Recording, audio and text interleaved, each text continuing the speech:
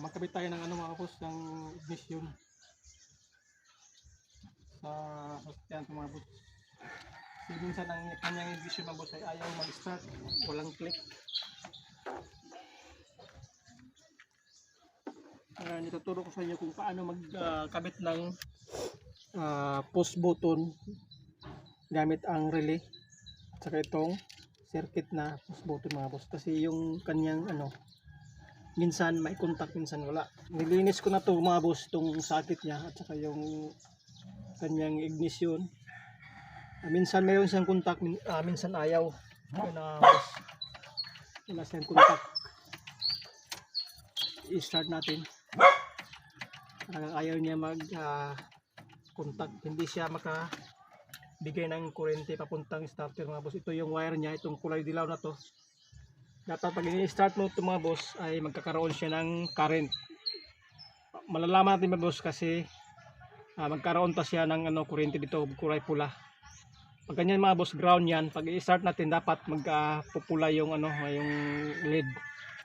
Yan mga boss, walang contact talaga. Minsan nag-i-start siya, minsan ay ayaw talaga. Yun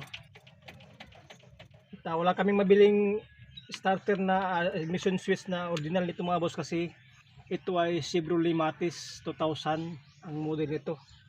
Bihira lang to dito sa amin nang makapili ng pyesa. Ngayon i-convert natin mga boss sa push button ito at lagyan natin ng relay. Ay mga boss, simulan na natin para mabilis tayo mga boss. Ang pagkakabit nito mga boss ay itong relay na to ay kabit natin dito sa ignition on.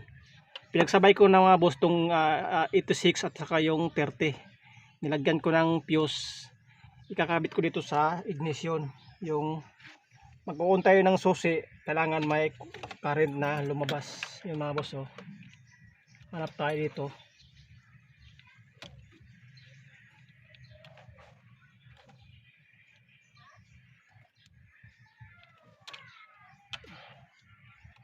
Minsan naglulok ko ang kanyang ignition switch.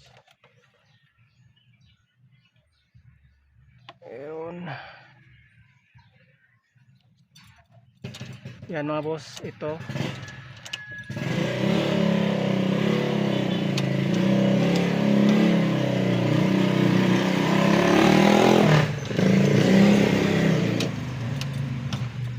Dapat ikabit natin dito sa pag-on yung susi, hindi yung sa standby na kuryente.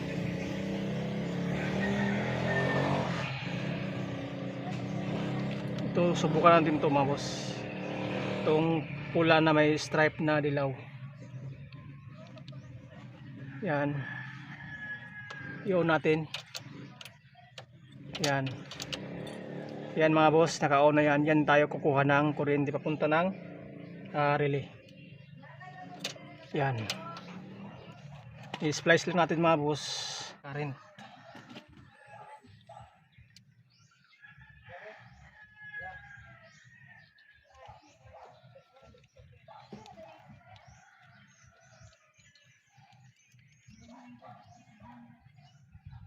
Ayan. Itong galing ng relay na may fuse na pinagsama ko na yung 86 at saka yung 30, dito natin kakabit. Yan.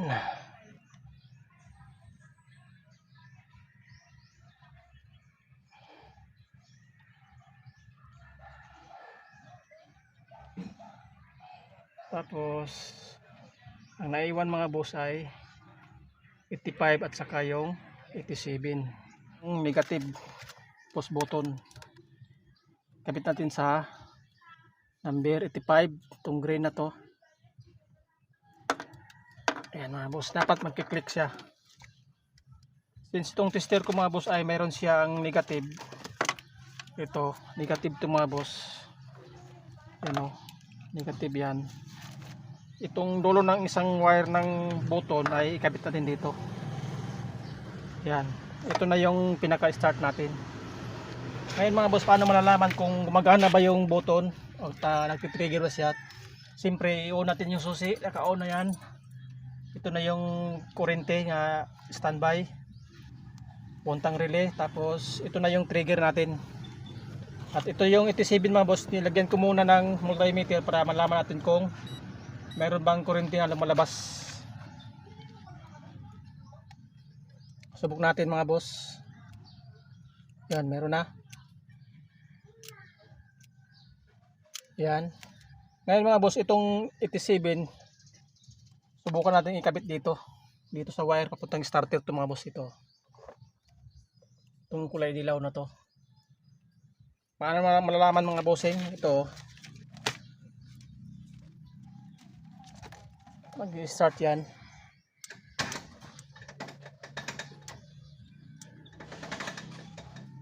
ayaw, mahina ng baterya. Subukan natin dito, kabit natin. Yan, push natin. Yan mga boss, mandar na yung makina. Tapos ulit natin yung susi, on na yan, boto natin, push. Yan mga boss, yan lang, ito yung gamit ko. Since na okay na to mga bossing at na-prove natin na gumagana na siya, i-plaster ko muna to mga boss pagkabit para masubukan na natin at ma-find na natin mga bossing. Maghanap naman ako ng ground dito para ikabit tong fuse button mga boss.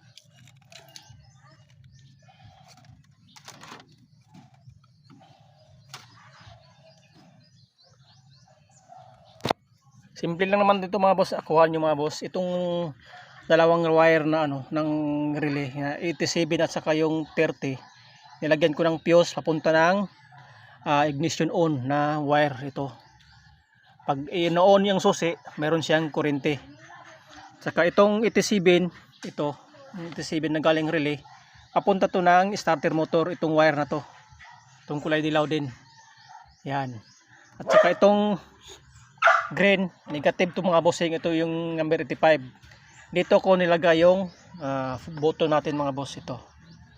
Tapos ang dugtong niya, may dalawang wire to. Ang dugtong niya ay ikakabit ko ngayon dun sa ground. Ayan mga boss. So, yan. Para magkaroon siya ng ground pag pinapost natin tong button mga boss.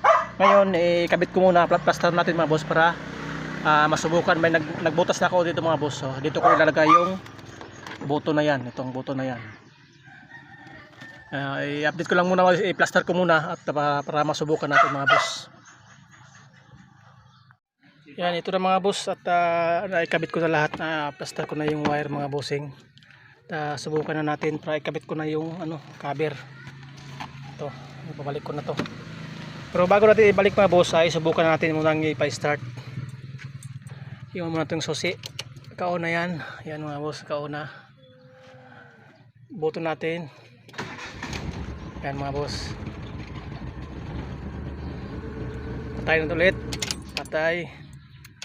Tapos ito yung mga latest ngayon mga bossing, yung masisira na yung mga ignition at wala tayong mabilihan ng i-order pa kasi ito mga bossing, mga Chevrolet, medyo mahina yung pyesa nito sa amin banda.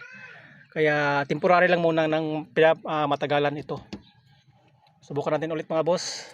Ulitin yung susi. Yan, button natin. Yan, isang tumplok lang at sigurado andar na yan mga boss. At okay na to. Ikabit ko na tong cover mga bossing at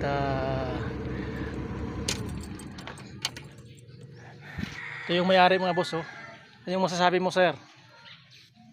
Yan, okay na. Hanggang sa sunod nating vlog mga bossing at thank you sa iyong panonood mga boss. Ganyan lang pagkabit ng ng button. Ito lang. At pag sundan nyo lang yung video ko, sigurado nga na matutunan nyo mga boss pagkabit ng button with relay mga boss, ating mga starter mga bossing. At malakas na siya. Hindi na katulad ng dati na click-click lang muna. Yan. Okay na to. Thank you sa iyong panonood mga boss at see you in the next vlog mga boss at don't be a parts changer.